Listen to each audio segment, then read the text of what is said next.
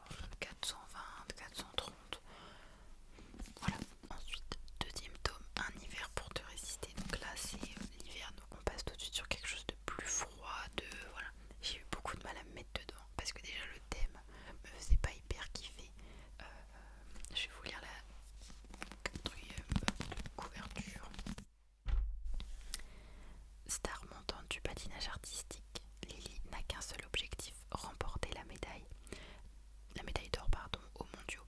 Lorsqu'elle rencontre son nouveau partenaire, elle est aux anges. Son modèle de toujours, c'est lui, Orion Williams, l'homme qu'elle se surprend à mépriser dès leur première rencontre. Champion maudit, Orion ne rêve que d'une chose, arrêter le patinage artistique. Quand son coach lui impose une dernière partenaire, il craint qu'elle finisse comme toutes les autres. Blessée ou pire, sa plus grande fan c'est elle, Lily Femme, la femme avec qui il doit cohabiter pour les 4 prochains mois. Malgré leur début houleux, c'est dans la tragédie que Lily et Orion se rapprochent en espérant remporter la première place. Mais à quel prix? Alors Ladies 2, mais j'ai vraiment, dans ma tête, c'est beaucoup moins fort que dans un automne.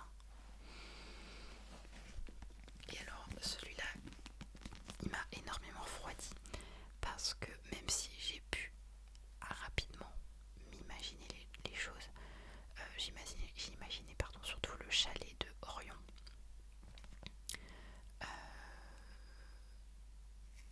J'imaginais surtout le chalet de Orion, enfin sa maison, mais moi je voyais ça comme un chalet en fait, un peu hivernal et tout.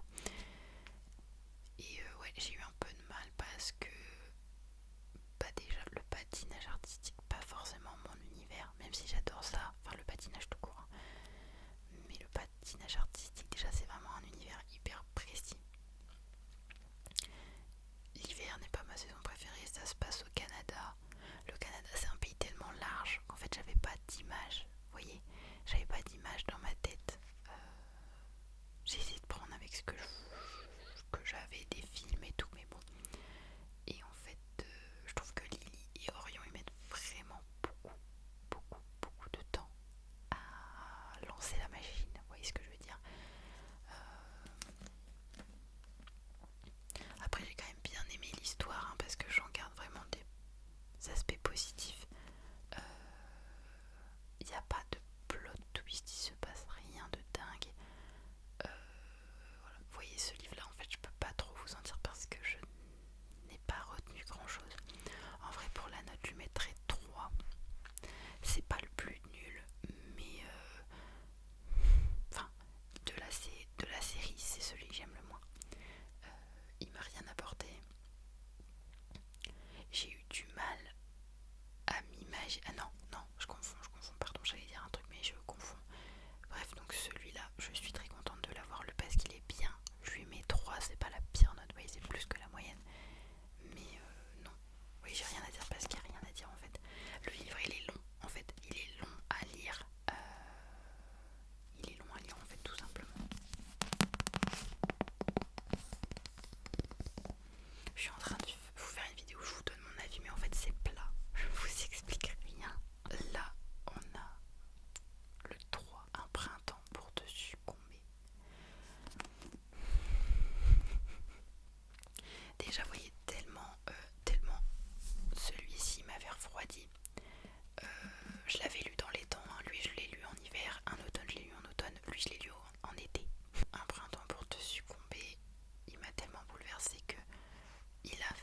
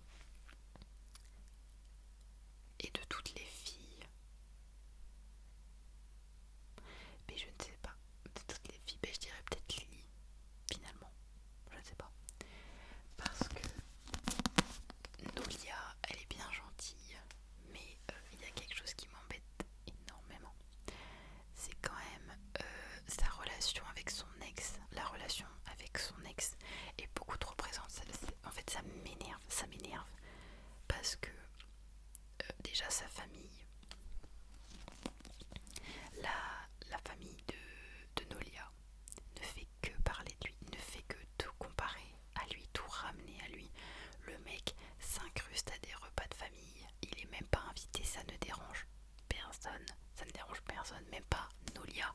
Moi j'aurais dit je me casse en fait, fuck, je me casse, sale connard. Moi j'aurais tourné le dos à ma famille, enfin c'était bon. Bon. Enfin, c'est une dinguerie de réagir comme ils le font, surtout quand on voit l'énorme plot twist quand même qu'il y a à la fin, que tous les souvenirs de Nolia, de quand elle a rencontré son ex, en fait c'était Camille depuis le début. Si vous n'avez pas lu et que vous êtes encore là, déjà vous êtes spoilé, mais vous comprendrez en lisant le livre. Et déjà, moi il y a une question que je me suis posée tout le long, c'est pourquoi ses parents n'ont rien dit. Parce qu'à un moment donné, ses parents, à un moment donné, ses parents n'ont jamais dit, mais on le connaît lui. Non, jamais, genre jamais, jamais ils n'ont parlé. Donc il y a un truc qui va pas. Il y a un truc qui va pas. Alors je sais qu'ils voulaient absolument que leur fille retourne avec son ex, je ne sais plus comment il s'appelle, Enzo. Mais il y a quand même un truc que j'ai pas trop capté. Et le pire moment pour moi, ça a été quand même quand elle a eu l'opportunité, Nolia, à un moment donné, de dire éventuellement Camille est le père de Nazelia. Elle ne l'a pas fait, soit. Après c'était un peu gros, mais peut-être qu'il y aurait cru. Mais le pire c'est quand même quand la mère de Nolia confie la petite, donc Nazelia, à Enzo et qui se barre avec. Alors là j'étais vraiment énervée et en colère, et elle a pardonné en fait. Elle a pardonné. Bref, j'étais pas du tout contente. Mais ce livre, franchement, voilà, c'est mon deuxième préféré, vraiment quasiment ex aequo avec Un automne. Je lui mets genre 4,5 sur 5. Parce que c'était très romance, hein, très voilà. Il me manque un tout petit peu. Enfin, c'est juste que ça tournait vraiment full autour de la romance, mais il m'a tenu en haleine. J'avais tout le temps envie de le lire. Dès que j'avais 5 secondes, j'avais tout le temps envie de le lire. Donc, juste rien que pour ça. Et le dernier, Un été pour te retrouver. Du coup, je vous ai même pas dit, mais je les ai lus en décalé. Du coup, vu que Un hiver m'a complètement saoulée, j'ai lu Un printemps au mois de juillet et lui, je l'ai lu fin août. Donc ça va, j'ai réussi à rattraper le coup, mais bon. Donc Un été pour te retrouver, comment dire. Déjà, j'avais lu sur TikTok que les avis étaient très mitigés. Les gens disaient que Morgane, mon comble, l'avait écrit parce qu'il fallait l'écrire en gros, par défaut. Alors que la couverture et tout, franchement, c'était celui sur lequel je misais le plus. Et je ne vais pas mentir, j'ai été déçue. Voilà, ce serait mentir. Néanmoins, je l'ai beaucoup apprécié. Je me suis quand même beaucoup imaginé ce livre. Notamment la maison en Toscane. Je vais vous lire la quatrième de couverture, déjà je suis mal polie. Éternelle romantique, Jasmine passe ses journées à organiser le mariage des autres. Après une rupture douloureuse aux raisons inconnues, elle aimerait tourner la page, mais quand ses amis se marient, elle sait qu'il sera là. Celui dont il ne faut pas prononcer le nom, c'est lui, Andrea Moretti, son premier amour, l'homme qu'elle n'arrive pas à oublier. Célibataire malgré lui, Andrea refuse de vivre avec des regrets. Un seul le hante jour et nuit, avoir laissé échapper l'unique femme qu'il a jamais aimée. Contre leur gré, les voilà forcés de se côtoyer le temps d'un road trip en Toscane. Son seul regret, c'est elle, Jasmine, femme. Elles ont le même nom de famille parce que Lily et Jasmine sont cousines, je tiens à vous le préciser. Son ex, donc celle qui lui a brisé le cœur il y a 2 ans. Alors, déjà, la relation entre Andrea et Jasmine, en fait, vous voyez, j'ai vraiment l'impression que, en lisant le livre, j'ai eu l'impression à un moment donné que Morgane, mon comble, avait changé d'avis pendant qu'elle était en train de l'écrire et qu'elle s'est dit oh, on va faire un petit revirement de situation, les gens ils vont aimer. Non, enfin beaucoup de gens ont aimé parce que voilà, mais j'ai pas aimé la morale. Je n'ai pas du tout aimé la morale. Après, le livre est vraiment beau. Par contre, Jasmine, quelqu'un peut m'expliquer si elle est brune ou si elle est blonde? Parce qu'à un moment donné, on la décrit un peu comme une asiatique avec des yeux en amande, blonde. Enfin, parce qu'elle aurait fait une coloration séparation, mais moi je pensais qu'elle était brune. Enfin, je sais que je crois qu'à la fin elle redevient brune, mais au début, pour moi il y a eu un quiproquo. On s'en fout, c'est qu'un détail ça, mais moi ce que j'aime pas, c'est qu'il y a... Le livre il est long à lire honnêtement parce qu'il ne se passe rien de concret. Hein. On suit vraiment des amis qui sont en road trip. Et je sais pas quoi dire en fait.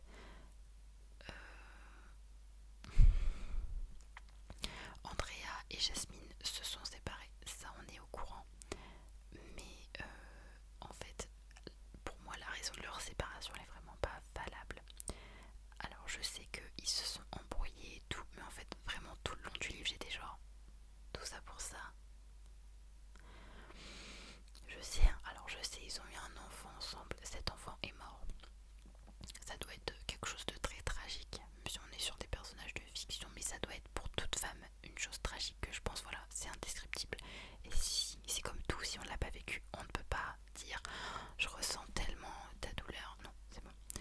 Mais non, moi je me suis dit en fait, cette dispute elle n'était pas légitime, elle n'était pas valable, et enfin leur séparation, j'ai pas compris en fait. Parce qu'en plus ils se retrouvaient tous les deux, ils se disent waouh, c'est la personne que j'ai le plus aimée dans ma vie et que j'aime toujours encore autant. Bah je sais pas, genre prenez-vous une chambre en fait. Mais bon. Non, ce livre était bien, mais j'ai pas aimé la fin parce que je n'ai pas aimé le fait qu'elle termine. Et puis déjà rien qu'au début, pas le simple fait qu'elle arrive au mariage en faisant semblant d'être en couple. Alors c'est pas Kai, oui j'ai déjà oublié, c'est pour vous dire à quel point ça m'a marqué. Ezra. Quand elle fait semblant d'être en couple avec Ezra au mariage, déjà je me suis dit c'est quoi ce remake 2.0 de Un printemps. Elle fait semblant d'être en couple avec quelqu'un, puis elle finit avec, enfin non. Je me suis dit c'est bon, c'est du remâché là, c'est quoi ça?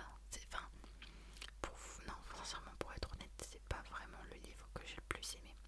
Je lui mets 3,5. Je le mets au-dessus de Un hiver, malgré tout. Mais c'était un autre registre, on va dire. Mais en fait, on a été tellement habitués en fait à mieux que je me suis dit non et j'ai pas aimé la fin. Parce qu'en gros, la fin, c'est la morale. On peut toujours s'aimer. Euh, on peut toujours s'aimer mais ne pas être ensemble. Euh, on peut juste ne pas se laisser une autre chance et puis basta. En fait, on n'est pas fait pour vivre ensemble, on n'est pas fait pour se mettre ensemble. Je pars du principe que s'il y a de l'amour, il peut y avoir des efforts, il peut y avoir des compromis, enfin. Donc j'ai pas trop été d'accord avec la morale. Et je suis en train de bafouer la demande de Morgane Moncomble. Parce que déjà, elle fait une petite note à la fin pour dire ne spoilez pas le livre s'il vous plaît. Bah tu m'étonnes déjà vu comment il était moins bien que les autres. Je rigole. Mais du coup je suis en train de le faire, mais moi je vous ai prévenu. Et moi c'est dans un cadre où je vous fais des vidéos ASMR de lecture parce que vous m'en demandez. Mais bref, non, celui-là n'était pas du tout mon chouchou. J'étais même assez déçue alors que je m'attendais tellement à lire un truc de zinzin. En plus, j'aime pas du tout me spoiler d'habitude. Je lis pas les quatrièmes des couvertures des livres que j'achète. Parce que je veux juste me